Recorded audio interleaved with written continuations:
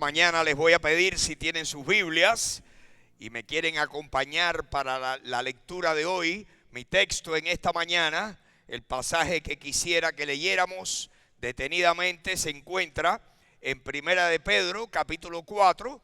Primera de Pedro, capítulo 4, comenzando con el versículo 12 y terminando con el versículo 19.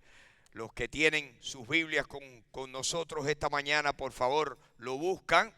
El resto le vamos a poner este pasaje en las pantallas para que puedan leerlo con nosotros. Y vamos a leerlo detenidamente y pensar que lo que estamos leyendo es nada menos que la palabra de Dios. La palabra de Dios, la palabra inspirada por Dios. Este libro lo escribió el apóstol Pedro.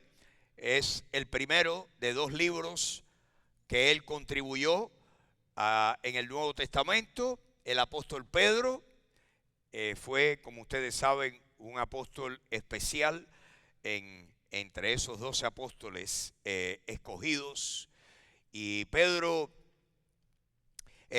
fue un cobarde inicialmente y luego fue muy valiente posteriormente. Y su valentía nos las cuenta la historia, porque la historia nos dice que a Pedro lo amenazaron, al apóstol Pedro lo amenazaron eventualmente algunos de los emperadores romanos, las autoridades romanas, lo amenazaron de que si no dejaba de predicar de este Jesucristo que él predicaba, pues que lo iban a castigar severamente y lo iban a crucificar. Y Pedro, pues, nos cuenta la historia que Pedro escogió y dijo: yo no soy digno de morir como mi Salvador, y si me van a crucificar, me crucifican boca abajo. Y efectivamente así murió. Cuenta la historia que Pedro murió crucificado, pero boca abajo, por su fe. Un mártir por su fe. Un mártir por su fe. Sufrir por la fe, a veces son mártires en vidas y otras veces son mártires que han dado sus vidas por causa del Señor. Pero Pedro escribió estas palabras. Dice así, Primera de Pedro, capítulo 4, versículo 12. Amados, no se sorprendan del fuego de prueba que les ha sobrevenido. No se sorprendan del fuego de prueba que les ha sobrevenido, como si alguna cosa extraña les estuviera sucediendo, como si fuera extraño el fuego de prueba para un cristiano. No se sorprendan de eso. Le escribe Pedro a aquellos hermanitos que eran como nosotros, gente de carne y hueso, pero que dentro de un momento ustedes van a comprender por qué les escribió esto. Pues dice el versículo 13, no se sorprendan, al contrario, gócense, por cuanto ustedes son participantes de los padecimientos de Cristo. Ustedes, al sufrir, al tener ese fuego de prueba, ustedes son partícipes de los padecimientos de Cristo.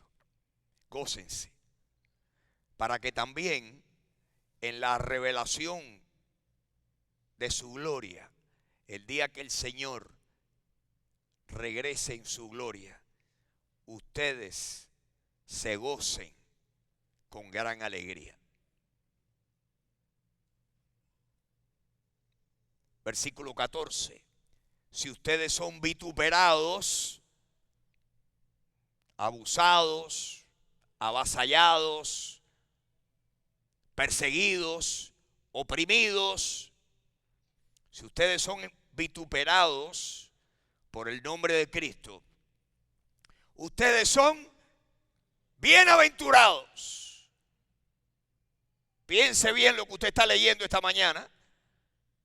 Cuando somos vituperados, cuando sufrimos por Cristo, dice el Señor, a través de Pedro que lo que somos es bendecidos. ¿Por qué? Miren por qué.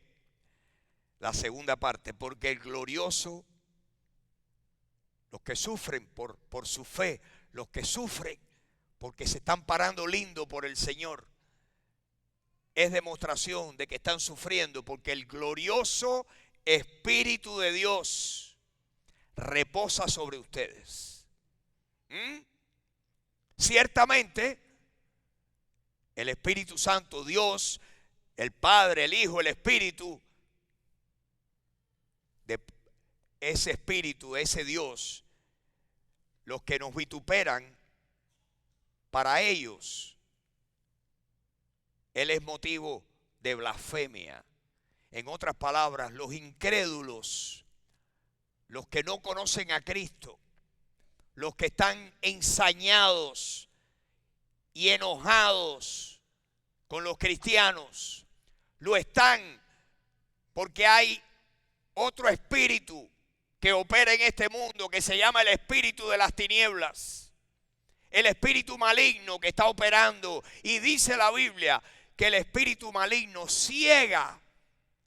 El espíritu maligno es el espíritu de Satanás. Ciega el entendimiento de los incrédulos. ¿Cómo cree usted que los que están en tinieblas interpretan la luz? ¿Usted cree que el que está en tinieblas puede interpretar la luz bien, como buena? No, la interpreta como mala, porque el que está en tinieblas ve lo malo bueno y lo bueno malo. Y esos que nos vituperan por causa del Señor, blasfeman al Espíritu Santo y a Jesús y al Padre, blasfeman a Dios, blasfeman a Dios.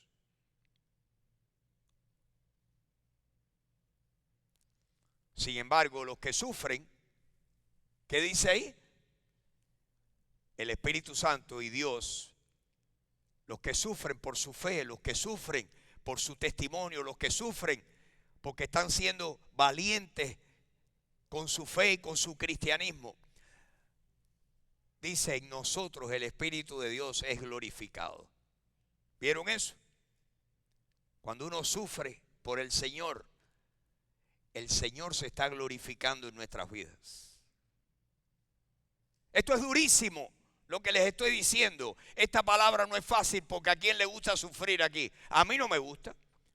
Nosotros no somos masoquistas. Nosotros no sentimos placer con el dolor, con el sufrimiento. No, humanamente repudiamos el dolor. Humanamente lo repudiamos. Pero yo quiero recordarles a ustedes en esta mañana, mis queridos hermanos, que Jesús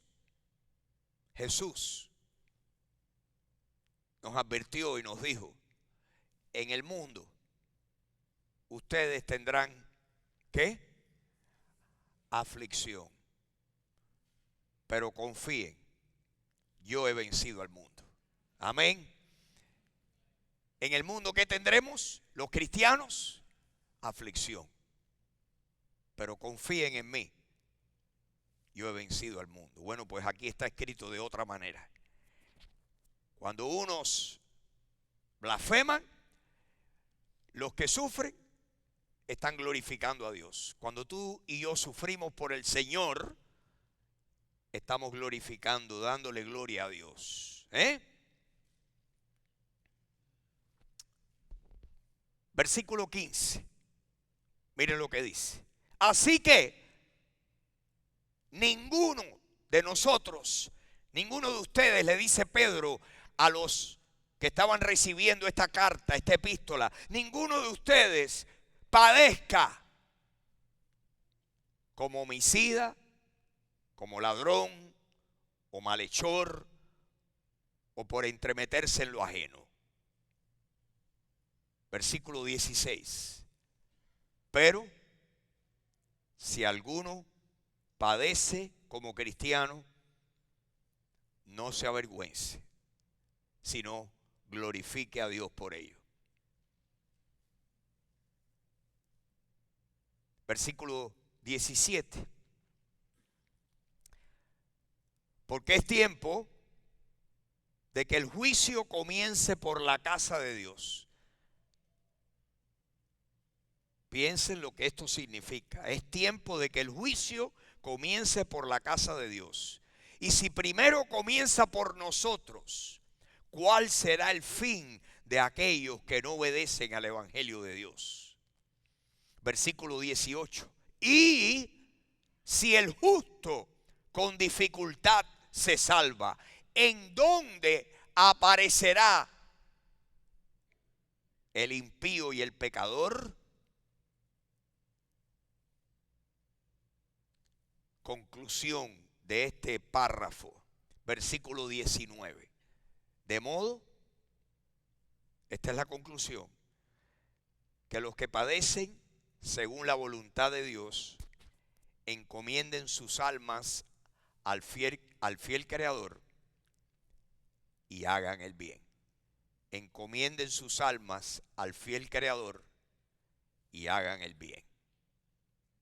Vamos a orar un momentico. Señor, nos quedan unos minutos aquí, Señor. Que tu Espíritu Santo hoy penetre en nosotros.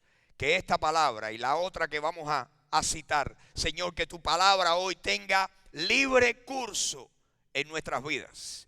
Que tu palabra hoy penetre, Señor, como un martillo en nuestros corazones. Que tú ablandes la dureza de nuestros corazones. Que tú nos enseñes tu palabra, Señor. Que nos des el Espíritu, el entendimiento del Espíritu para entender. Y Señor, con tu ayuda, para aplicar esta palabra en nuestras vidas. Te lo pedimos, Señor, en el nombre de Jesucristo. Amén. En la historia, desde que Pedro escribió esto hace 2000 años, en la historia los cristianos han sufrido mucho. La persecución para los cristianos. Si usted lee su Biblia y usted lee, por ejemplo, el libro de los Hechos. Si usted no ha leído el libro de los Hechos, quiero animarle a que por favor se ponga para esa bendición y lea, para que usted vea cómo nuestros hermanos sufrieron. Es más, yo quiero decirles algo. Si usted tiene la bendición de haber sido enseñado a leer, le garantizo que Dios ha trabajado en el mundo para alfabetizar al mundo, porque Dios escogió dejar su palabra escrita e impresa para que los hombres la puedan leer. Léala, léala. Si alguien muy famoso dijo que debíamos ser cultos para ser libres, quiero que usted sepa que no hay cultura como la lectura de la Biblia. No hay un hombre culto que no haya leído la palabra de Dios. Es más, los que casi no saben leer, cuando leen la Biblia, tienen una sabiduría especial en sus vidas. La gente con poca cultura, pero que se dedican a leer la palabra de Dios, Dios multiplica sus vidas de una manera increíble. Lea la palabra, lea el libro de los Hechos. El libro de los Hechos le llamamos los Hechos de la primera iglesia, porque es la historia de lo que pasó después que Jesucristo resucitó y ascendió y se fue y dejó a los cristianos aquí y su Espíritu Santo vino a morar en los creyentes. Le llamamos los Hechos de la primera iglesia, le llamamos los Hechos de los apóstoles, le llamamos los Hechos del Espíritu Santo. Lo que pasó en esos primeros 30, 40, 50 años de historia cristiano. ¿Ustedes saben cuánto sufrieron los cristianos en manos de los emperadores romanos? ¿Ustedes saben lo que Nerón hizo con los cristianos? ¿Lo que Calígula hizo con los cristianos? ¿Lo que los emperadores hicieron con los judíos? Todo lo que, óigame bien, eso era cierto hace 2000 años y sigue siendo cierto hoy. Todo lo que huele al Dios de la Biblia es rechazado y odiado por el diablo. Si huele a la Biblia, como la Biblia es la verdad, todo el que tenga algo que ver con el Dios de la Biblia va a ser rechazado por las tinieblas. ¿Por qué? Porque Satanás odia la luz. Satanás es el príncipe de este mundo, es el que le da cuerda a los que no conocen a Dios, los tiene ciegos, los tiene agitados. ¿O no creen ustedes que el diablo tiene poder para hacer eso? Para incendiar la mente, el corazón de los incrédulos. Esa es la obra del diablo. Y el diablo viene trabajando hace mucho tiempo. Ustedes saben en el libro de los Hechos cuántas persecuciones están recogidas.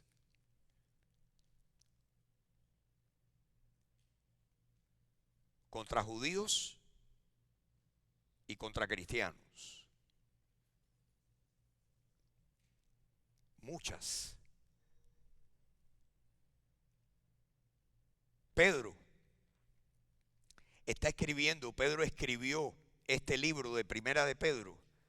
¿A quiénes? Déjenme leerles un versículo. Dice que Pedro, que es apóstol de Jesucristo, le escribió este libro. Dice el capítulo 1, versículo 1, a los expatriados de la dispersión en el Ponto, en Galacia, en Capadocia, en Asia y en Bitinia, que eran otras naciones y otras regiones. Escribió esto a los expatriados en la dispersión. ¿Por qué? Quiero que me pongan un versículo, si me lo pueden poner allá atrás, Alejandro, o el que sea que esté detrás ahí. Hechos capítulo 8. Hechos capítulo 8. Miren esto. Déjenme contarles, en el capítulo 7 hubo persecución. ¿Cuántos han leído alguna vez la vida, la historia del primer mártir cristiano que se llamó Esteban? Esteban, su historia está en Hechos capítulo 7, donde dice que Esteban, que era judío pero que había venido y había recibido a Cristo, estaba predicando y querían taparle la boca y lo persiguieron y lo trajeron y lo metieron preso, y él dijo: déjenme hablar. Y les predicó tremendo mensaje que se encuentra en Hechos capítulo 7. Y dice que estaban enfurecidos aquellos judíos. Enfurecidos. Y él les dijo: ustedes han sido desobedientes desde nuestros antepasados. Y ustedes han matado a los profetas desde hace cientos de años. Y ustedes ahora han matado nada menos que al Mesías. Y dice que ahí no aguantaron más y lo agarraron y lo llevaron fuera de la ciudad. Y empezaron a apedrearlo para matarlo a pedradas. ¿Usted sabe lo que es morir a pedradas? Y que en el momento, en el último, cuando empezaron a apedrearlo, de repente Esteban miró y dice: veo los cielos abiertos y veo al Hijo de Dios a la derecha de Dios. En otras palabras, en el momento más crítico, de mayor dolor, ahí apareció Dios en sus vidas. Y así es con los creyentes. En momentos cuando más lo necesitamos va a aparecer. Tal vez no aparece hoy porque hoy no lo necesitamos, pero si un día lo necesitáramos porque estuviéramos en una situación parecida, ahí va a aparecer, porque esto es histórico. Esto se ha escrito muchas veces en la historia, no solamente con Esteban. Y Esteban empezó a morirse. ¿Y saben lo que hizo Esteban?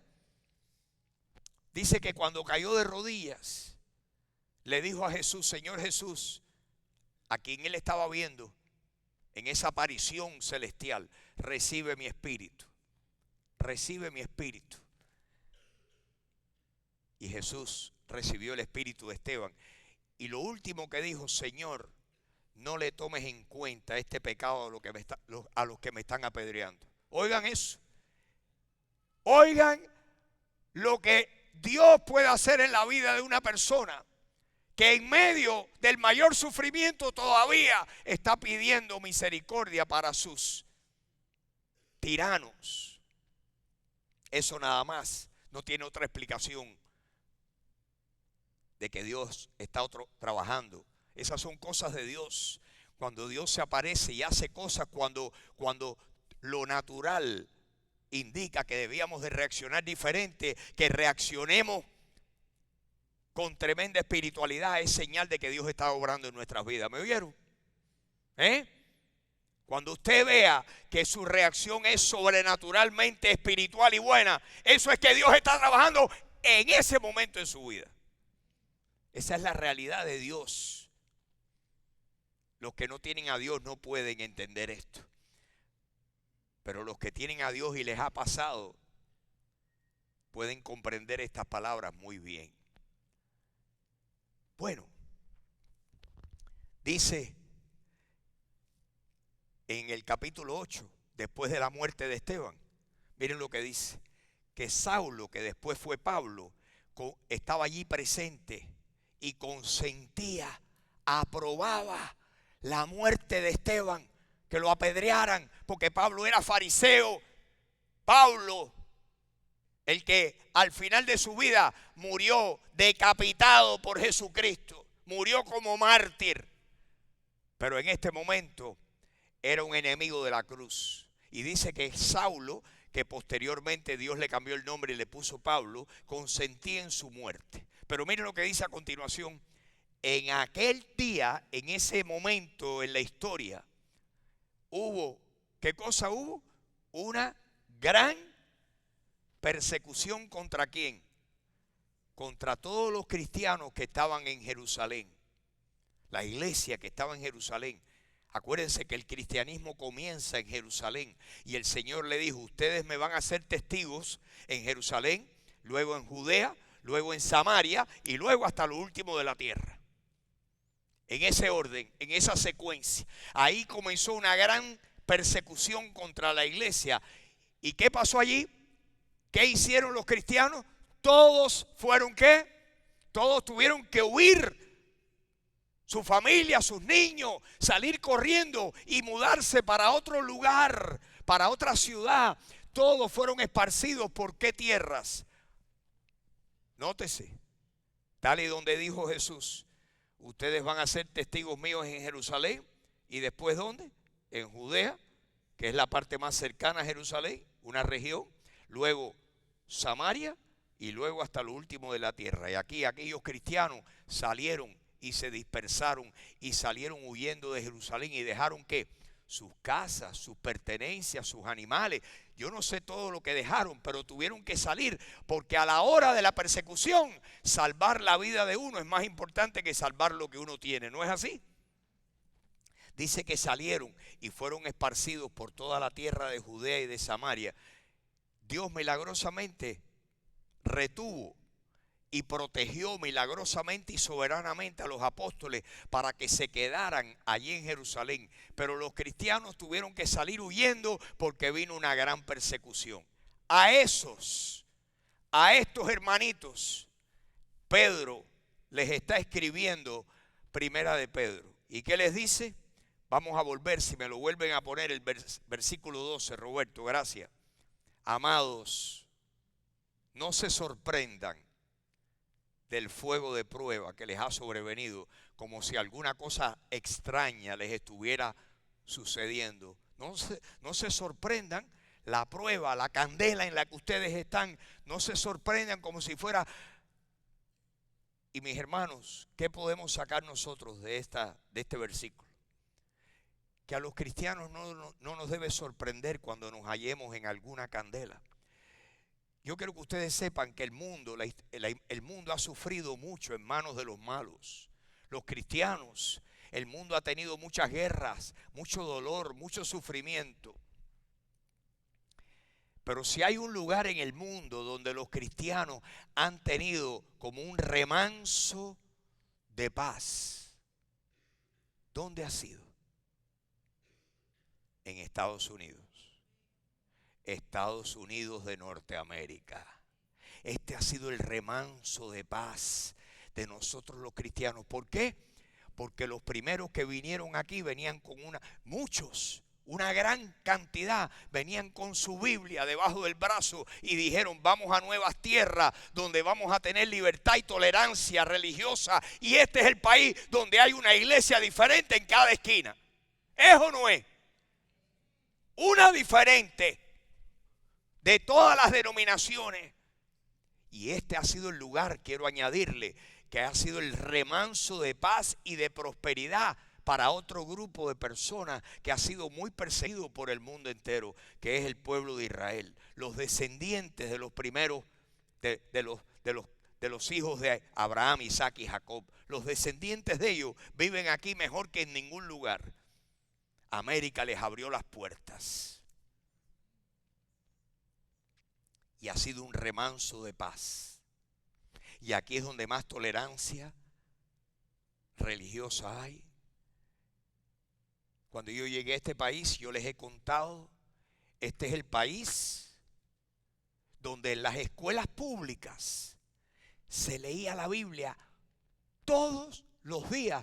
Se leía un pedacito y se oraba en el famoso periodo que se llamaba en aquel entonces homeroom, que eran 15 minutos donde uno iba de clase en clase. A las 9 menos cuarto de la mañana iba, y de 9 menos cuarto a 9 estaba homeroom. ¿Qué era lo que había? Allí te daban los anuncios, allí hacían anuncios por los altos parlantes desde la oficina, ahí daban instrucciones, y en esos 15 minutos, y ahora vamos a leer, y leían una porción de la Biblia, y ahora vamos a orar. Yo, que acababa de llegar, que no hablaba inglés, pero que además de eso estaba suelto y sin vacunar, era un paganito, chiquito, pero era pagano. ¿Qué están haciendo? En mi escuela nada más que habían, en toda la escuela, 2 personas que hablaban español. Allí obligado a carabina tenía que aprender inglés. Un puertorriqueño y una cubanita. Porque eso fue en agosto, septiembre de 1961. Se leía la Biblia todos los días y se oraba. Este país no es el Estados Unidos que yo conocí cuando llegué aquí. Quiero que lo sepa.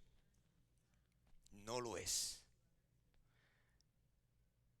Este país está en un mal estado moral. Yo llegué en 1961, en 1962, para que usted sepa el deterioro que ha venido, el deterioro moral y espiritual, el deterioro, el descenso. En 1962, la infame atea Madalyn Mary O'Hair, abogada en Texas, como su hijo en Texas también leían la Biblia y oraban, ella dijo, no, porque ella era atea y era comunista. Porque el comunismo es quien enseñó, y el materialismo dialecto, de que Dios no existe, de que el hombre es lo máximo. Y eso se viene enseñando hace décadas en los Estados Unidos. Y Madalyn Mary O'Hair dijo, pues no, y peleó el caso como abogada y lo llevó hasta la Corte Suprema. Y entonces los jueces del Tribunal Supremo de Justicia en aquel entonces estuvieron a favor de su petición, y en 1962 se canceló la lectura de la Biblia y la oración en las escuelas públicas. En otras palabras, en 1962 le dijeron a Dios y a la palabra de Dios, vete de aquí. Y yo quiero que usted me diga si las escuelas están mejor hoy que ayer. Masticar chicle era el peor delito que había en mi escuela. Masticar chicle. ¡Ay, Dios mío! Para la oficina.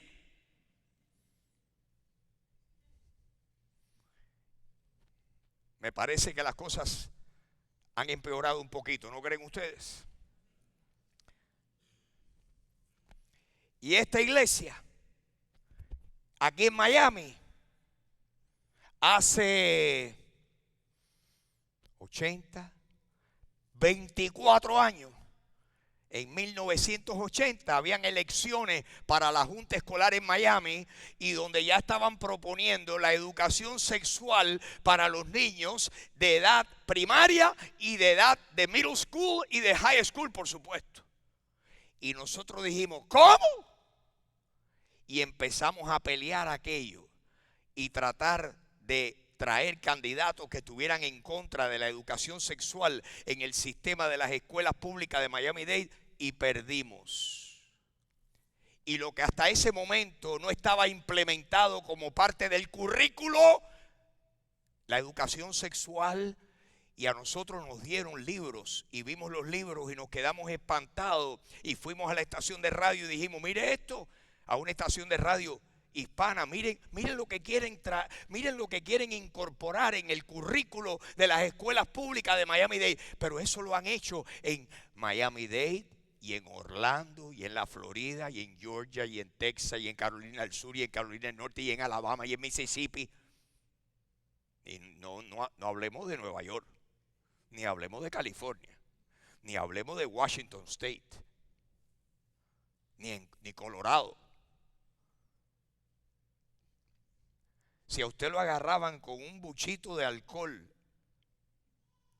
en la escuela, es más, si usted no iba a clase y la policía lo veía en la calle, lo podía parar y detenerlo y llevarlo para detención juvenil, porque no se podía escapar uno de la escuela.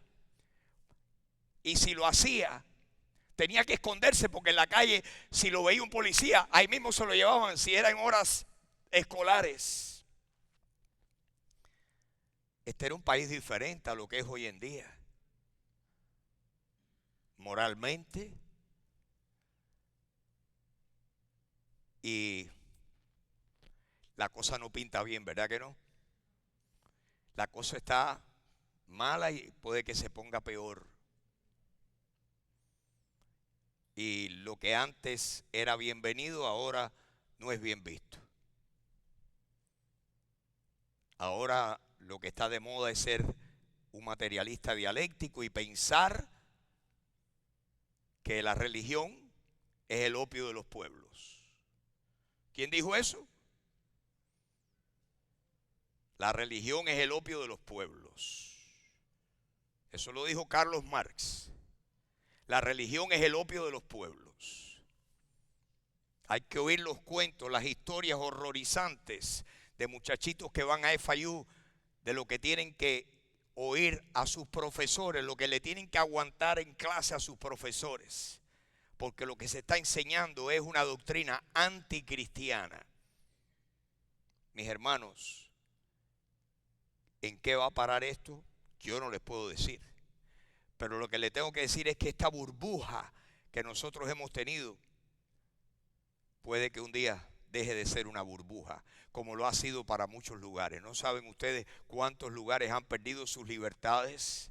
Aquí tenemos la libertad de estar reunidos aquí, pero ustedes saben cuántos, y no pasa nada. Yo voy a decir aquí hasta del mal que va a morir alguien. Y me voy a ir para mi casa, me voy a tomar un vaso de agua, me voy a tomar un café y no va a pasar nada. Hoy, ¿cómo va a ser mañana? ¿O dentro de un año? ¿Será en el 24? ¿Será en el 25? ¿Será en el 27? Yo no le puedo decir cuándo, pero mis hermanos, usted y yo tenemos que estar preparados para lo que venga. Tenemos que estar preparados para no sorprendernos del fuego de prueba si nos llega, como le ha llegado a muchos de nuestros hermanos. En esta iglesia, hace años, porque se murió y se fue con el Señor, pero hace años tuvimos un pastor aquí, que cuando el ateísmo cayó en su país, a los poquitos años, a él lo acusaron de ser agente de la Agencia Central de Inteligencia y lo metieron preso. Y lo que era pastor en un pueblecito así, que se llama La Palma, pastor en La Palma, acusado, sentenciado, 13 años de prisión le cumplió al régimen ateo. 13, 1-3. Y lo pasearon por todas las cárceles como prisionero político. Cuando salió y eventualmente llegó a Estados Unidos, escribió un libro que se tituló El Evangelio detrás de las rejas. Y nos dijo aquí en esta iglesia: mi experiencia como preso por el Señor fue tan especial, y la gente que vi venir a Jesucristo fue tan especial que si tuviera que volver a hacerlo, lo haría.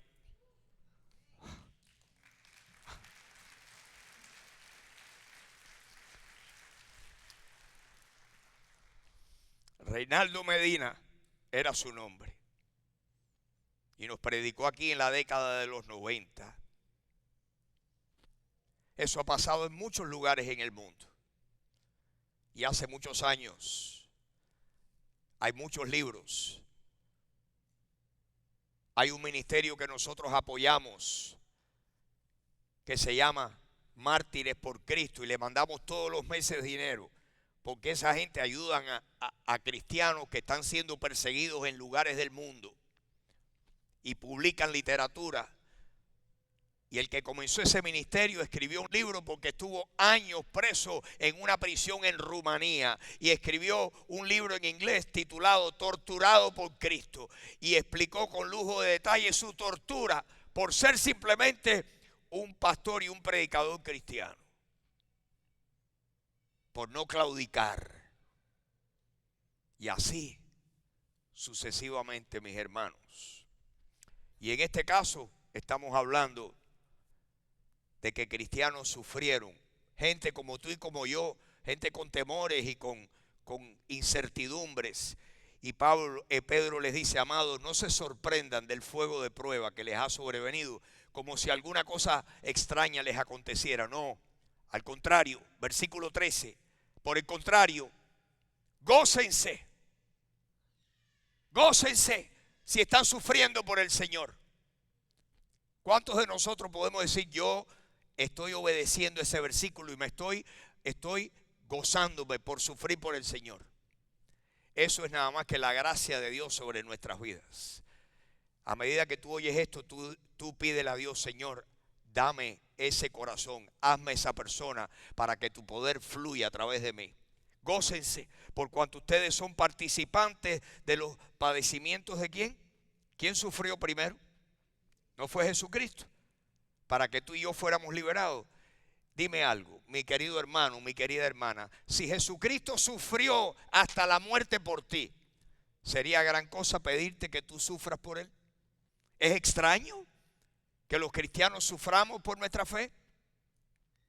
No debe sorprendernos, a no ser que pensemos que ser cristiano es una burbuja, donde todo va a ser color de rosa. Todo es prosperidad, una maravilla. Esa no es la realidad de nuestros hermanos en la fe. Gócense, para que también en la revelación de su gloria ustedes se gocen con gran alegría. Porque un día nos vamos a encontrar con el Señor. ¿Sabían eso? ¿Cuándo? Tal vez más pronto de lo que pensamos. Yo no lo sé. Nadie sabe el día, la hora y el momento, pero sabemos que el Señor viene. Y aquí le está diciendo Pedro: el día que el Señor se aparezca en su gloria, ustedes van a poder regocijarse con gran alegría. Versículo 14. Si ustedes son oprimidos, si sufren por el nombre de Cristo, ustedes son bendecidos. ¿Quién se siente así? Ay, estoy sufriendo por el Señor. Gloria a Dios. Es contra la naturaleza, pero es de acuerdo a la naturaleza. Acuérdense que lo humano es una dimensión y lo espiritual es otra. Aquí estamos hablando de la otra dimensión. Aquí le está hablando el apóstol Pedro a los que están en la otra dimensión. Si ustedes son vituperados por el nombre de Cristo, ustedes son bendecidos, porque glorioso el Espíritu de Dios reposa sobre ustedes. Ciertamente los que los están oprimiendo y vituperando lo blasfeman, pero ustedes lo están glorificando. Amén. En vez de maldecir a Dios, debemos de darle gloria a Dios. Versículo 15. Así que, por lo tanto, ninguno de ustedes padezca. Piensen ustedes esos padecimientos que son la consecuencia de nuestra humanidad, las cosas que a veces nosotros padecemos. Ay, estoy sufriendo porque no he trabajado y estoy pasando hambre y mi esposa me botó de la casa. ¿Te lo merecía? Ay, no, Dios no me está proveyendo. ¿Qué tú quieres? ¿Que te caiga el maná del cielo? Ese tiempo pasó. Ahora dice que el que no trabaja, que no coma. Y yo estoy lidiando en este momento con una persona que le dije, lo peor que te ha pasado es que tu esposa encontró trabajo y tú no, porque ahora te vas a recostar más todavía. Es un recostón. Y no has sido fiel y tú no has sido trabajador y tú no has sido diligente con la mayor responsabilidad de esos niños que tú has traído al mundo. Tú escogiste traerlos al mundo y tú escogiste formar una familia. ¿Quién es responsable? ¿Cuál es tu mayor responsabilidad? Es proveer para los tuyos. Por eso dice la Biblia que si algún hombre no provee para los suyos y mayormente para los de su casa, ha negado la fe y es peor que un incrédulo. ¿Qué te parece? Así que el manganzón que está aquí no debe, si sufre no es por causa del Señor. ¡Ay! No ponga la cara larga. Levántate a las 4 de la mañana y sal a zapatear la calle. Zapatea la calle.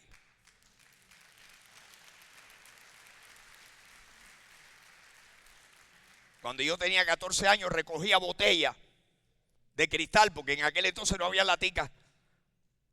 Porque cada botella de cristal la llevabas a la tienda y te daban 2 centavos. Oye, me encontré 25 botellas, 50 centavos. Era rico. Y vendía periódicos. Y ustedes no quieren saber todos los trabajos que yo he tenido. Y otros que han modelado un tremendo ejemplo para mí. Ninguno de ustedes padezca ni como homicida, ni como ladrón, ni como tramposo, ni como marañero, ni como fraudulento. No, ninguno padezca hasta los chismosos están metidos en el grupo ese. Porque el problema del chismoso es que tiene demasiado tiempo. Pero que trabaje duro para que tú veas que no tiene tiempo ni para el chisme. Que ninguno de nosotros debe padecer por ninguna de estas cualidades bajas de los seres humanos que padecemos los seres humanos. No, pero si alguno, versículo 16, padece como cristiano, eso es otra cosa. Ahí no tenemos que avergonzarnos, al contrario, darle gloria a Dios. Dios me está permitiendo a mí sufrir un pedacito de los padecimientos de Cristo. Señor, voy a gozarme en ti. Voy a buscar la fortaleza tuya. Versículo 17. Es tiempo de que el juicio comience. ¿Por dónde? ¿Por dónde comienza el juicio de Dios? Lo que Dios limpia primero es su casa. Y cuando Dios limpia su casa, dice aquí, miren el argumento cuál es.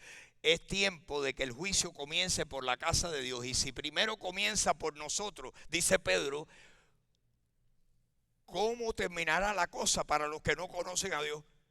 Si para nosotros hay candela y sufrimiento, ¿cómo será para los que no han obedecido? Nótese, para que no han obedecido el evangelio de Dios.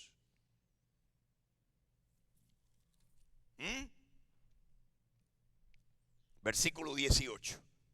Y si el justo con dificultad se salva. Usted se imagina que el Señor nos está salvando a nosotros por gracia, por medio de la fe. ¿Saben cómo estamos agarrados nosotros? ¿Sí? Por una telita de cebolla. Por la gracia de Dios. Si el justo con dificultad se salva, ¿dónde aparecerá el impío y el pecador? ¿Qué quedará para esos? Pobrecito, no en balde Esteban dijo, Señor, no le tomes en cuenta este pecado que están cometiendo contra mí y contra ti. Versículo 19, terminamos con esto. De manera que los que padecen según la voluntad de ¿quién? Ay, me están persiguiendo por mi fe. ¿Quién está permitiendo eso? Según este versículo, los que padecen según la voluntad de ¿quién? En otras palabras, ¿permite Dios padecimientos para nosotros? Sí, me parece que sí. Si nosotros padecemos por el Señor, porque Dios lo ha permitido así, ¿qué tenemos que hacer? ¿Qué tenemos que hacer? Señor, fortaléceme. Dame gracia para soportar esto con una buena actitud. Señor, me encomiendo a ti. No estoy haciendo nada malo, estoy tratando de agradarte. Y otros me rechazan y me están queriendo hacer daño. Señor, mi vida está en tus manos. Encomienden sus almas al fiel Creador. Y acto seguido, ¿qué tenemos que hacer? Págale con la misma moneda. Búscalo por ahí, dale con un bate. No, hagan el bien. Encomienden sus almas al fiel Creador y hagan el bien. ¿Qué tenemos que hacer tú y yo ante la persecución? La de hoy o la del año que viene o la de que sea cuando sea. Cuando quieran, cuando un día, que Dios no lo quiera, vengan aquí y nos confisquen y nos expropien el timbiriche este. Esto es un timbiriche malo en comparación a la mansión que nos espera en la gloria. Estos son 4 paredes. El día que nos confisquen y nos digan prohibido, pues tendremos que reunirnos escondidos debajo de un árbol de aguacate, en el metro.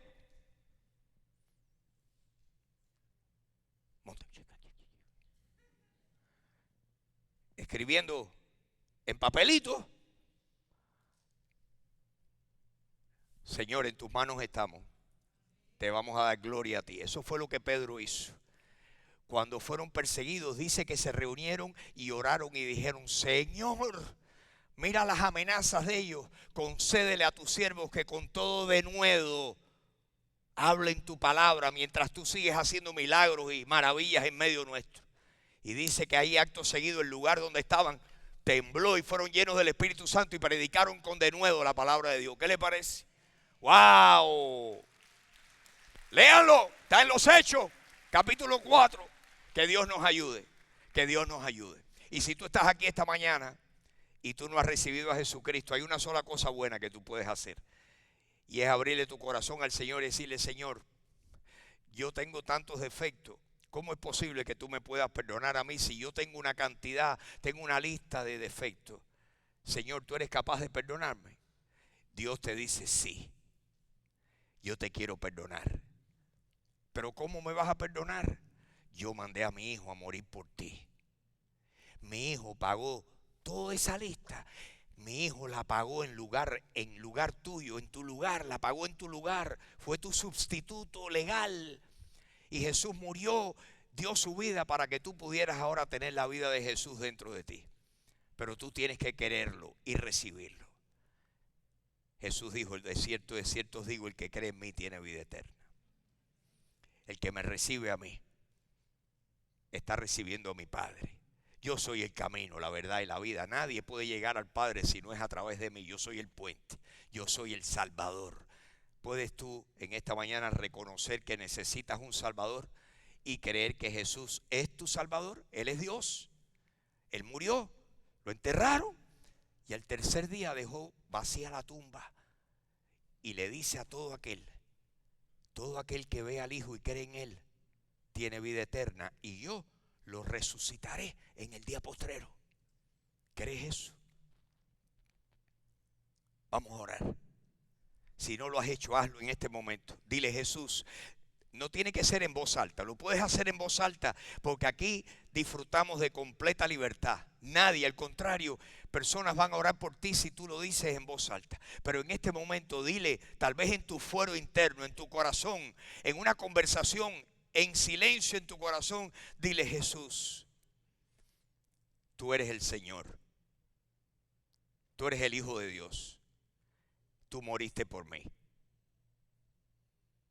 Pagaste todos mis pecados. Resucitaste. y quieres darme vida eterna. Jesús, yo acepto la vida eterna. Te recibo a ti como mi Salvador. Yo creo en ti esta mañana. Díselo. Díselo en tus palabras, no tiene que ser en las mías. Te estoy poniendo el pensamiento. La Biblia dice, cree en el Señor Jesucristo y serás salvo.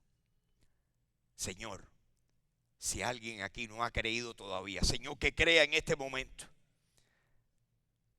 Que crea, que te reciba, Señor Jesús, como te recibí yo un día.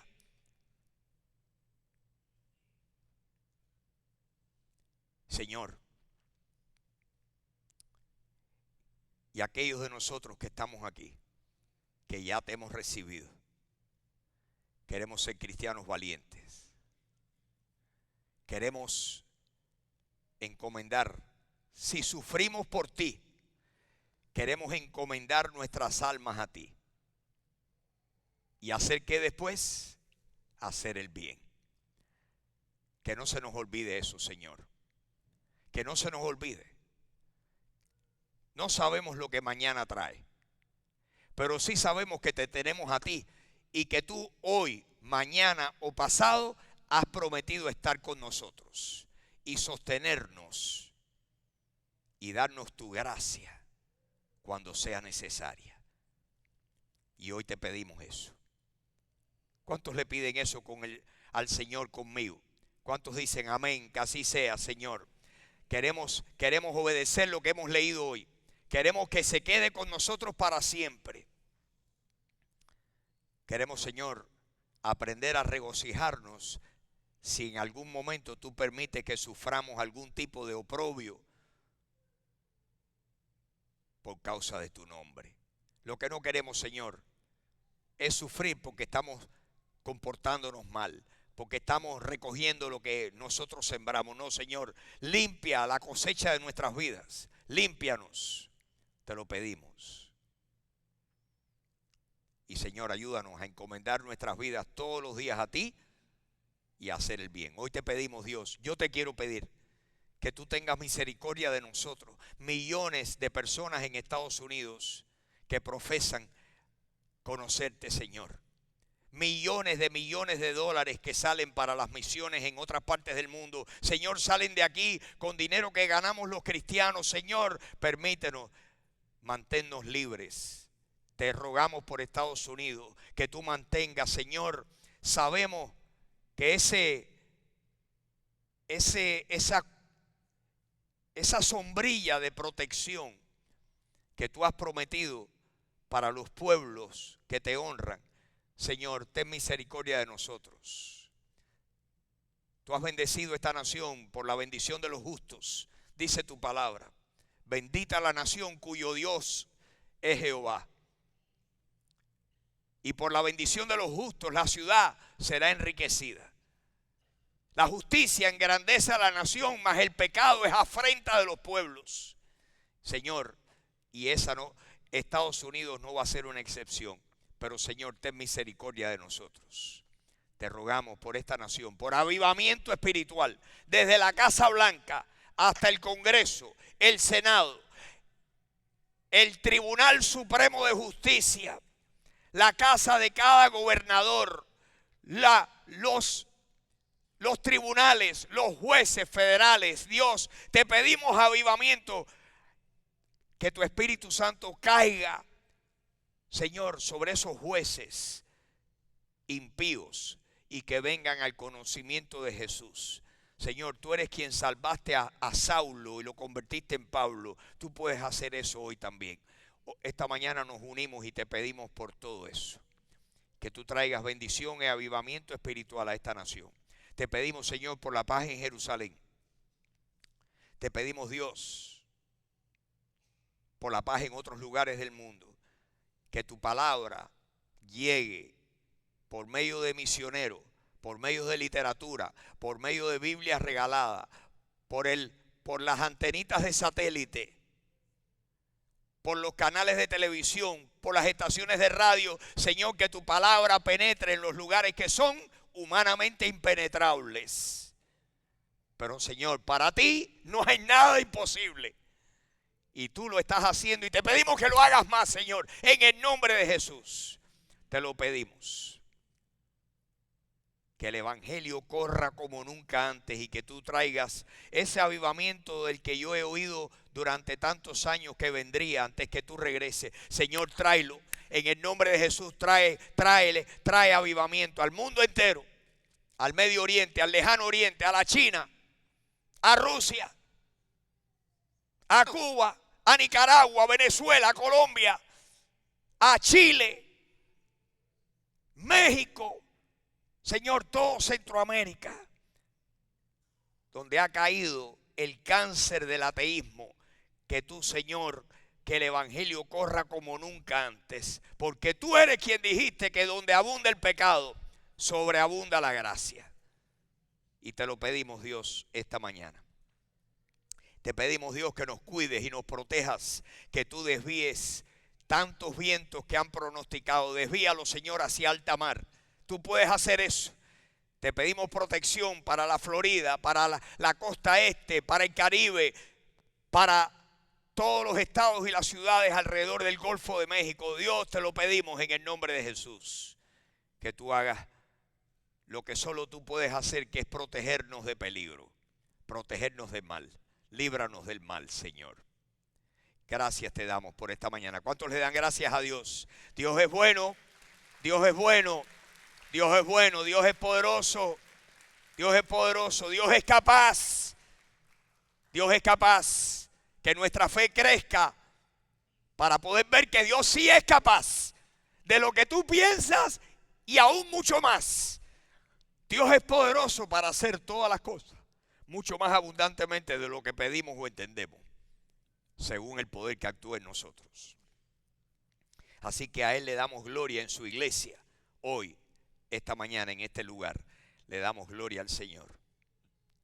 Y Señor, te pedimos todas estas cosas en el dulce y bello nombre de Jesucristo, nuestro Salvador.